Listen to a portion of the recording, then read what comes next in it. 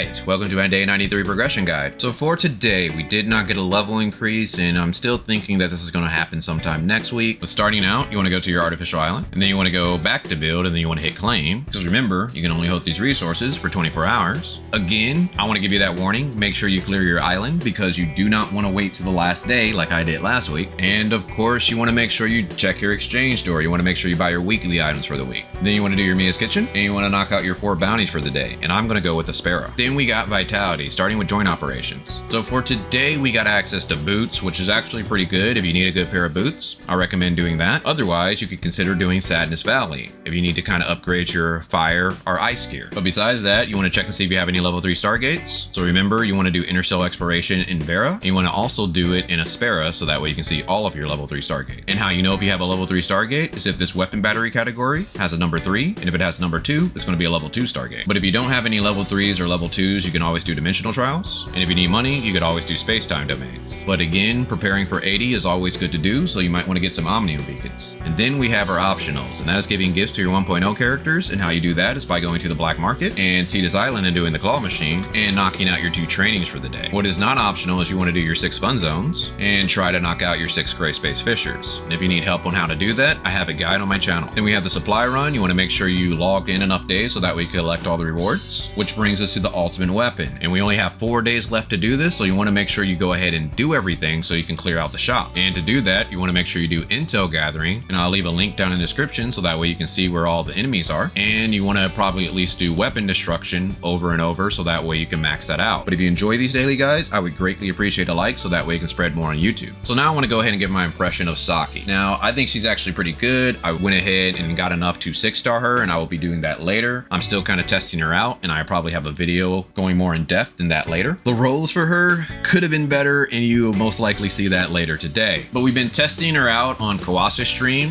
and we're also going to do some more testing today, and you can go ahead and check that out here. But so far what I've seen, it looks like Saki is the main DPS, and the team that I'm going to mainly be running is Saki, Frigg, and Claudia. I find Claudia a bit easier to use than Tsubasa, plus I have a 6-star Claudia. But if you have a 6-star Tsubasa, I say she easily competes with Claudia. She might even be better, but you just have to make sure you're doing the rotation properly. Then we got our weekly tab. You want to make sure you do enough things down here so that way you can get everything up top, which brings us to our challenges. So if you're trying to do something like the Bygone Phantasm or Frontier Clash, you might want to save your Mia's Kitchen so that way you can power yourself up. So starting with the Bygone Phantasm. Now again, I recommend that you take a look at the weapon bonus, and if you have a good weapon bonus, then you want to go ahead and hit this sneak to next level. And if you're able to beat that level that it jumps you to, you gain 11 levels, if you have high enough CS. But besides that, I recommend doing sequential, because if you get a high score here, that's really going to determine your rank. And if you're one of the people that roll for Saki, this is a good week for you. Frontier Clash. Now you can either go ahead and knock this out, or you can wait till the weekend and go ahead and knock all of your attempts out. The Wormhole. Now we only have 3 days left to complete this, so if you have a strong enough team, go ahead and do that so that we can get that energy crystal dust. And the Rays. As I said yesterday, if you want to be cautious, I recommend that you do the control room on heroic, and you do the zenith on heroic, and save your attempt so that way you can knock out the shattered realm on heroic if we get that level increase. But I think that's most likely going to be next week. Void Rifts. If this is a first time boss for you, you want to go ahead and do that. And Apex League. If you're trying to reach Grand Marshal, you might want to put a couple hours in each day. Then we got our daily buys. So you want to go to shop, hot, then buy your 2 vitality solutions. Now this is only if you can afford it, which brings us to the commissary, starting with the Crystal Dust store. Now I recommend that you buy your advancement modules, your booster modules, and your Vera special gifts. And if you can, go ahead and get your potent Omnium Crystal. But if you're a free to play / low spender, you can consider passing, but I still think you should probably try to get enough for 8.3 suppressor. But besides that, I recommend that you use your golden crystal dust on boots. If you have a good pair of boots, then I recommend you get handguards, and you have a good pair of handguards, and you can get whatever else you want. Space Time store. Now for your golden fragments, you can go ahead and use them for golden combat engines, but when it comes to your purple space time fragments, I recommend that you save those, because we might be needing those in the upcoming patch. Crew store. Now when it comes to crew points, the only thing I recommend is that you buy relic shards, and the relics that I recommend are either Space Time Rift, unless you have a level 3, or Omnium Shield. Support store. You want to make sure you buy your 3 joint supply chips, and if you can, try to get your poop for purchase and your goat nucleus by using return support points. If you need help on how to do that, I got a guide on my channel. And point store. Now the only thing I recommend is that you spend your points on a spare special gifts, so that way you don't have to do training, black market, or Cetus Island again.